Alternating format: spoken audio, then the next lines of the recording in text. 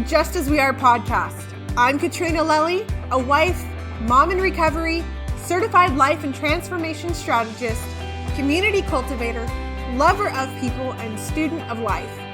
Each week, I'll bring you love, inspiration, share the harder things people are afraid to talk about, and guests who are willing to shine their light for you. I give you self-care practices and mindset tips to help you shatter the negative stories you tell yourself. Now is the time to step into the beautiful, loved, whole woman you already are. Let's walk this journey together.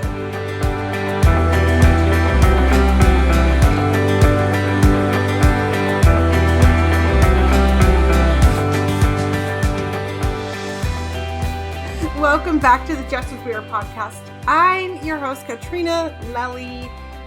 Oh, it's so good to be here with you guys today. I am excited about today's topic because I just taught about it this past week in my free Facebook group. Hint, hint, free Facebook group, ladies.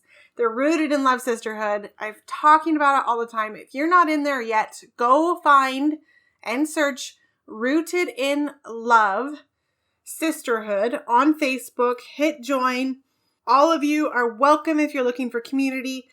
But let's get right into today's topic. I cannot wait to talk to you guys about this because it's something that I had to learn for myself, and it's learning to trust yourself. Intuition is your superpower, and I love this so much because it is so, so true. You know, we all have these beautiful, amazing gifts that we are given that are divinely woven into our DNA, right? But I believe that we all have a powerful intuition, but we're not all truly in tune with our intuition. We have stopped learning to listen to ourselves, to quote unquote, trust your gut. When your gut is speaking to you, not in that way, come on now, but you guys know when your gut is speaking to you about something and you don't follow it, you're not in alignment with yourself. And so we stop trusting our own intuition. We stop trusting ourselves. And therefore, we end up down paths maybe that we end up later going like stopping and looking around and being, well, what in the world did I do? How did I even get here? And I want to share with you guys a little story about myself and not trusting my intuition. And it comes from a lack of different things. I'm going to talk about those things here in a minute, but I want to share with you this story. I love stories because they illustrate and they're relatable, right? They illustrate in such a beautiful way and they're relatable, so it's easier for you to see. And so a few years back in 2017, when I had decided the year before that to quit my job at the body shop. And I was going to go be a stay-at-home parent, stay-at-home mom. I just had the twins then. I had no intentions of getting pregnant with Caleb. But I wanted to go home and I wanted to run my own business. I was really all about restarting my network marketing business. And I had really great intentions at the time.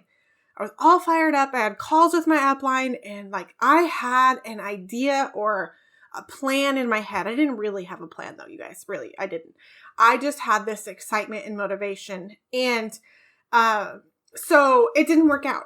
Okay. So 2017, I'm home all the way up for the first 10 months. And so in October of 2017, I got a message from my old boss and he wanted to have a conversation with me. And so we sat down and had a conversation. He invited me to come back and work. He wanted me in this new position. And it sounded really great. And I went into this conversation just to get information because I was truly curious, because I wanted to know my options, because things weren't truly working out in the way that I envisioned them to work out with my being a stay-at-home mom and working from home, because I didn't do the work. You know, I wasn't ready. I wasn't in that space to do that work.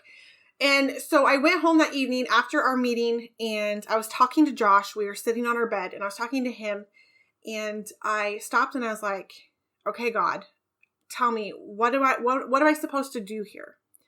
do I take this job or do I not take this job? And I'd been talking about it with a couple of different friends and things like that. And there was a resounding no that came through to me. Now, a part of it was my intuition. Part of it I know was God like speaking to me in that way, whatever you believe. But I was like, okay, great. I mean, I had chills. Josh even like, it was so powerful. Josh was even like, whoa, what just happened? Right? And so I said no. And so, okay, great. Call my boss and I let him know. Thank you, but no thank you. And then a week later-ish, I am stressed out. I am panicked. I'm worried about the situation in our home as far as like finances. And it really wasn't ideal that I wasn't working. You know, we were getting behind on things. And so I called my boss back up and asked him, hey, is that job still available? And, you know, lo and behold, I ended up going back to work for him. Now, it wasn't a terrible experience, but it was not the best thing for me to do. And here we are, not that long later. And again, I think it was 10 months later 10 minutes later, I quit my job again.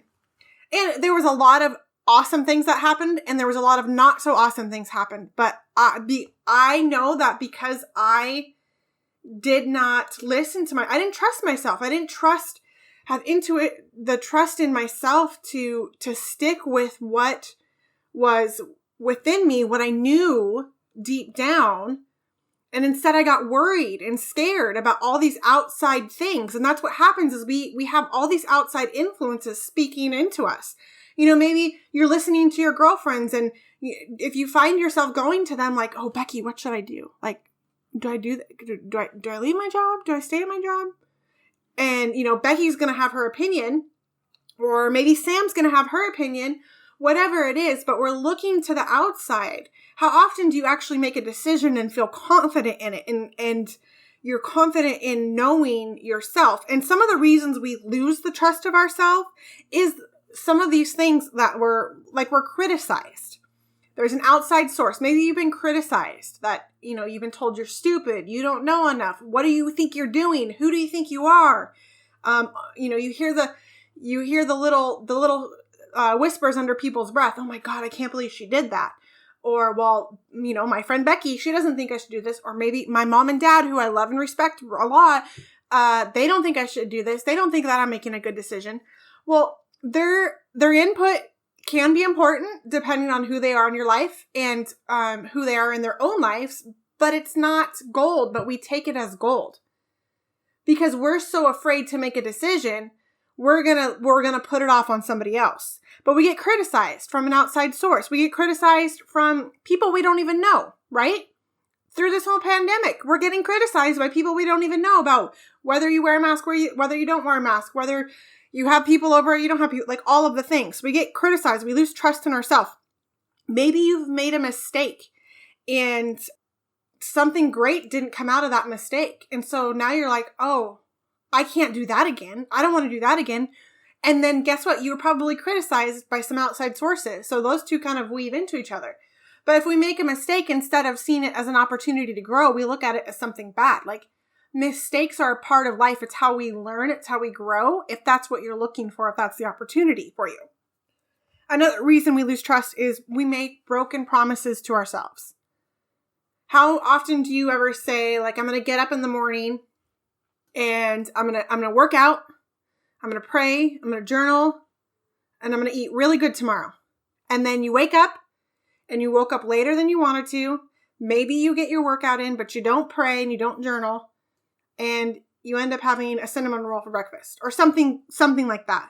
Or, okay, I promised myself I wasn't going to eat the chocolate in the fridge. You know, things like that. This goes right along with the next one, which is we say one thing and do another. That whole morning routine. I'm gonna get up and do a morning routine and it's gonna be amazing. And then you wake up the next day and you don't feel like it because you're a little extra tired. Instead of pushing through and creating motivation, you give into the old thoughts and ideals. So therefore you lose trust. Like, I don't even do what I'm going to do. So why should I do it? And oftentimes that behavior is modeled and it's a learned behavior. and you may not even realize it. I have some people in my life who make promises all the time and they don't follow through with it, and it drives me up the wall. And so I'm very intentional with my kids, making promises to my kids. If I'm going to make a promise to them, if I say I'm going to do something, 95% of the time I'm going to follow through with it. Now there's 5% because stuff comes up and we, change course a little bit. The last one is an important one. And this one, I love to talk about because this is what I get to help my clients do. But you don't even know what makes you happy.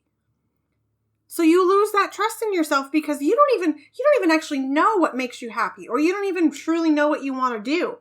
So we create these goals and these ideals and this life based upon what we think others want for us or what others want to see of us. And you're not operating from a place of trust and confidence in who you are and what you want to do.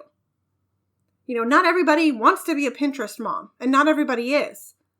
But you don't even know what makes you happy. And this is what I get to help my clients do. And it is so awesome and it is so fun when you see that light turn on. This is a light that is burnt out in so many of you. And you're continuing to just walk through life. You're willing to take whatever other people say or do and go with that rather than truly finding out what makes you happy, because you're not willing to make the time to do it. And you don't want to do the work because everybody is so afraid. People are afraid of doing the work because then I might have to feel something. I might have to recognize something. I might have to take accountability or responsibility for something. And I'll tell you what, it's not that big of a deal. It's truly not that big of a deal. I bring guests on this podcast to share about their stories. And when you start talking to somebody, there are thousands and millions of people out there who have the same thoughts, who've been through the similar experiences. We all have the same kind of secrets. So it's kind of funny. So how do we go at this? Are you your own worst enemy, or are you best friend? Are you loving yourself, or are you tearing yourself down? So how do we build that trust within ourselves? Be you. Be you. And I know I just said, well, most of you don't even know who you are. You don't even know what makes you happy. But when you're willing to get still and get quiet and take some time with yourself, that stuff begins to reveal itself to you. When you try new things, does it bring you joy? Does it light you up? Or does it no, I can take it or leave it? When you start saying the things you want to say and standing up for yourself, have you ever said something that's come out of nowhere and you're kind of like, I don't know where that came from, but that was freaking awesome. Can I do that again? So the first, how you build is be you. Number 2 is set mini goals or make small promises to yourself. And then keep them. That's the key part in that. We want to set goals, or we want to do things in our life, and we're all or nothing. We're black or white. And the key to this is actually setting small goals, mini promises. Okay, I did this shift recently from goals to promises because a promise to me, it's just a different word, really, but a promise to me sits a little bit different with me. So you've got to go with whatever makes you happiest or whatever sits with you and resonates with you the most. But so if you're looking to start a new morning routine, okay, maybe you're a person who gets up at like 7:30 right now. And ideally your goal would be to get up at 6 o'clock. Well, it's kind of unrealistic to go from 7:30 to 6. Some people do it. Some people have that grit. That's fantastic. I freaking love you people. But if you're like me, sometimes, okay, tomorrow I'm going to get up at 7:15 or maybe 7 o'clock. I'm going to do that for a few days. And then I'm going to turn it back to 6:45. And I'm going to do that for a few days. And then in there, I'm going to add in praying and journaling in the morning. And then here's where number 3 comes in. If you don't do those things, give yourself grace, compassion, and be kind. We are too damn hard on ourselves. Give yourself grace, compassion, and kindness. Okay? Number 4 is do more of what you're amazing at. Like I shared in the beginning, we all have these divinely woven in superpowers that we all have. We're all good at something different. Some of you are beautiful musicians. Some of you have a beautiful voice. Some of you are incredible writers. Some of you are really good at knitting or crocheting or baking meals. But do more of what you're amazing at. That builds your muscle. That builds your trust muscle. That just builds that good feeling inside of yourself. That's what you're doing. You're just building that muscle. Number 5 is to spend time with yourself. I already talked about that. Getting quiet, meditating. Heck, go spend a night somewhere by yourself. You don't have to. That's kind of extreme, but it's a really great practice and exercise. Going for a walk. Spending time with yourself where you're not focused on anything. Your phone is put away. You're just with you. And I know that sounds really scary, but it doesn't have to be. So spending time with yourself. And the last one is be decisive. Be decisive. Stand by you. So be decisive. One, many of you think, well, if I don't make a decision, then I'm not actually making a decision. Then I don't have to worry about it. Well, not making a decision is making a decision. That's choosing out. It's not choosing in. Okay? That's choosing out. That's choosing in. That's not choosing in. It's a scapegoat. That's really, truly making a decision. And it's okay to change your mind. But be decisive. Start making decisions and then stand by your own decisions. Okay? Doesn't mean you can't change your mind later down the road. But many of you are trying to skate by because you're so worried. Okay, well, what's so-and-so going to think? What's so-and-so going to say? Are they doing that or should I be doing that? Like, be decisive. What do you want to do? Be decisive, stand by it. If it works, great. And if it doesn't, okay, you learned something from it, right? So be you, set many goals or make promises to yourself. Give yourself grace, compassion, and be kind. Do more of what you're amazing at. Spend time with yourself and be decisive. That's how you learn to build trust in yourself. Start tuning in to what is going on. What is that voice that is talking to you? What is it saying? And I tell you what, when you begin to tune in, this doesn't take years of practice. That muscle gets stronger and that confidence gets built more and more that you do it. But you will be able to tell the difference between what your intuition is telling you and what your ego is telling you, or the devil is telling you, or whatever is, it's not your intuition. So just learning to trust yourself. You have to be willing to get quiet and get to know yourself more and do these things. It'll help you build your confidence.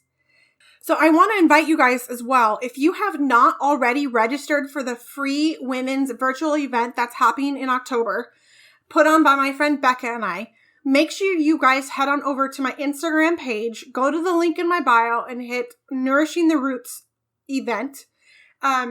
It's for women.